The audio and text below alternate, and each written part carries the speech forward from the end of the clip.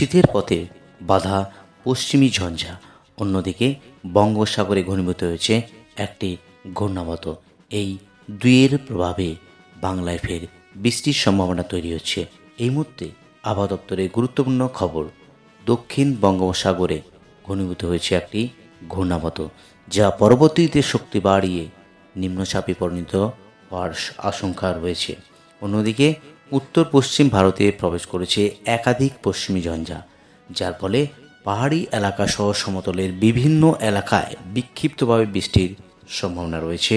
তো চলুন, আজ 13ই ডিসেম্বর, এই মুহূর্তে আলিপুর আবহাওয়া দপ্তরের গুরুত্বপূর্ণ খবর। সরাসরি চলে যাব আলিপুর আবহাওয়া দপ্তরের যে অফিসিয়াল ওয়েবসাইট, সেই অফিসিয়াল ওয়েবসাইটে আজ এবং আগামী কয়েকদিনের আবহাওয়ার কী গুরুত্বপূর্ণ আপডেট দিয়েছে। সুতরাং ভিডিওটি প্রথম থেকে শেষ পর্যন্ত অবশ্যই দেখতে থাকুন। আর আপনি কোন জেলা থেকে এই ভিডিও দেখছেন, অবশ্যই জেলাটির নাম কমেন্ট বক্সে জানাতে ভুলবেন না। চলে যাই আলিপুর আবহাওয়া দপ্তরের যে অফিসিয়াল পেজে, সেই অফিসিয়াল পেজে আজ এবং আগামী কয়েকদিনের আবহাওয়ার কী গুরুত্বপূর্ণ আপডেট রয়েছে। Warning for sub Himalayan, West Bengal and Sikkim, Uttarbanga এবং পার্বত্য জেলাগুলির জন্য যে ওয়ার্নিং রয়েছে, তাতে আজ থেকে আগামী 19 তারিখ অবধি উত্তরবঙ্গ এবং দক্ষিণবঙ্গের কোনো জেলাতেই বৃষ্টির সম্ভাবনা নেই। এই মুহূর্তে প্রধানত আগামী এক সপ্তাহ রাজ্যের কোনো আবহাওয়ার সতর্কতা নেই। সর্বত্র প্রধানত শুষ্ক ওয়েদার থাকবে উত্তরবঙ্গ থেকে দক্ষিণবঙ্গের জেলায় জেলায়। যদি একবার দেখে নিই ন্যূনতম তাপমাত্রার যে পূর্বাভাস দিয়েছে আলিপুর আবহাওয়া দপ্তর, তাতে আগামী 7 দিনে সর্বনিম্ন তাপমাত্রার উল্লেখযোগ্য পরিবর্তনের সম্ভাবনা নেই। অর্থাৎ যেমন তাপমাত্রা রয়েছে দক্ষিণবঙ্গ এবং উত্তরবঙ্গের জেলায় জেলায়, সেই তাপমাত্রাই বর্তমান বজায় থাকবে। আগামী দুদিনে দক্ষিণবঙ্গের জেলাগুলিতে সঙ্গে উত্তরবঙ্গের উত্তর দিনাজপুর, দক্ষিণ দিনাজপুর, মালদা এবং দার্জিলিং জেলাগুলিতে সকালের দিকে কুয়াশার তারতম্য থাকতে পারে, ফলে ভিজিবিলিটি কম হওয়ার সম্ভাবনা রয়েছে। এবার সরাসরি একবার দেখে নেওয়ার চেষ্টা করছি আলিপুর আবহাওয়া দপ্তরের যে ডিস্ট্রিক্ট ওয়াইজ পেজ, সেই ডিস্ট্রিক্ট ওয়াইজ পেজে একবার দেখে নিচ্ছি সাউথ বেঙ্গল জেলার কী ফোরকাস্ট দিয়েছে আলিপুর আবহাওয়া দপ্তর। আজ থেকে আগামী 19 তারিখ দক্ষিণবঙ্গের সমস্ত জেলা, কলকাতা, হাওড়া, হুগলি সহ 2 পরগনাজ, 2 মেদিনীপুর, 2 বর্ধমান সহ পশ্চিমাঞ্চলের জেলা মুর্শিদাবাদ এবং নদিয়া, সমস্ত জেলাতেই প্রধানত শুষ্ক ওয়েদার থাকবে।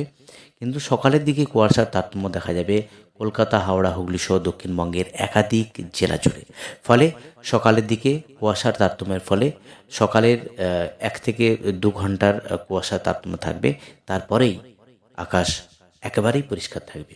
নর্থ বেঙ্গল জেলাগুলির জন্য যে আবার গুরুত্বপূর্ণ আপডেট, তাতে লক্ষ্য করা যাচ্ছে আজ থেকে আগামী 19 তারিখ নর্থ বেঙ্গলের সমস্ত জেলাতেই প্রধানত শুষ্ক ওয়েদার থাকবে। দার্জিলিং, জলপাইগুড়ি, কালিম্পং, আলিপুরদুয়ার সঙ্গে নিচের যে 3টি জেলা, 2 দিনাজপুর ও মালদাতে সমস্ত জেলাতেই শুষ্ক ওয়েদার থাকবে।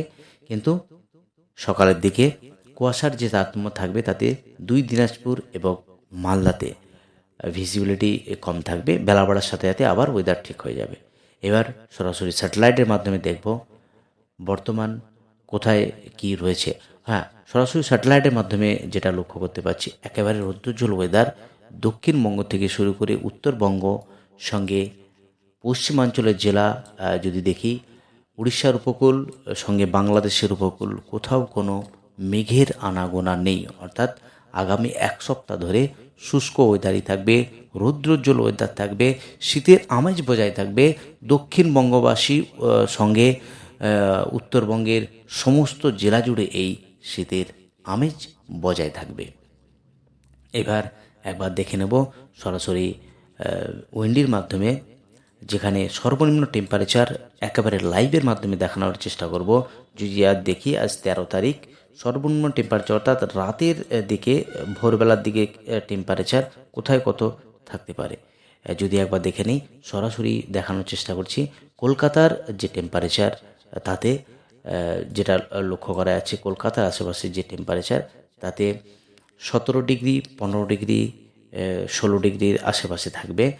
যেমন হলদিয়া 17, সঙ্গে এদিকে যদি পশ্চিমাঞ্চলের দিকে যাই, তাতে পাঁশকুড়া 14 ডিগ্রি, বালিচক 14 ডিগ্রি, একেবারে মেদিনীপুর 14, সঙ্গে ঝাড়গ্রাম 14 ডিগ্রি। অর্থাৎ পশ্চিমাঞ্চলের জেলা যদি একবার দেখে নেই, বাঁকুড়া সেখানেও 14 ডিগ্রি। অর্থাৎ আজকের সর্বনিম্ন যে টেম্পারেচার বাঁকুড়া, এদিকে রয়েছে বোলপুর, রঘুনাথপুর সমস্ত জেলাতেই 13 থেকে 14 ডিগ্রির আশেপাশে থাকার সম্ভাবনা রয়েছে।